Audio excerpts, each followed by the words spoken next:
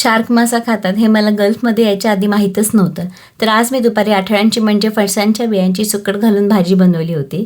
त्यासोबत बोंबील, बटाटा, वांग्याचा रस्सा आणि नाचणीची भाकरी असा काहीसा बेत केला होता. माझ्या मोठ्या लेकीचं आणि माझं काहीसं बिनसलं होतं म्हणून माझी छोटी लेक मात्र खूप खुश होती. तर आम्ही निघालो होतो सिलिकॉन सेंटरला, कारण मला जायचं होतं झुडिओमध्ये. मी इथे आली तेव्हा मला समजलं की इथे तर सेल चालू आहे. खूप छान छान ड्रेस आहेत, टॉप, जीन्स, ॲक्सेसरीज, शूज या सगळ्यांवरती छान ऑफर आहेत. बऱ्यापैकी चांगले कपडे आहेत सेलमध्ये. इंडियाच्या आणि दुबईच्या झुडिओमध्ये ना कपडे ना बऱ्यापैकी सारखेच असतात.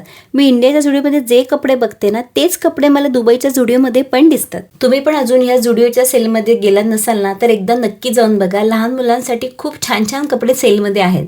माझी शॉपिंग चालू होती आणि माझ्या लेकीचा काही असा छानसा डान्स चालू होता. तिथून निघालो आणि आम्ही पोचलो देरा सिटी सेंटर मॉलला, कारण शाल्मलीच्या फ्रेंडचा बड्डे होता.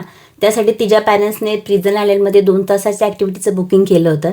पण माझी मनू मात्र फुगली होती, कारण तिथे 10 वर्षाच्या आतल्या मुलांना अलाव नव्हतं.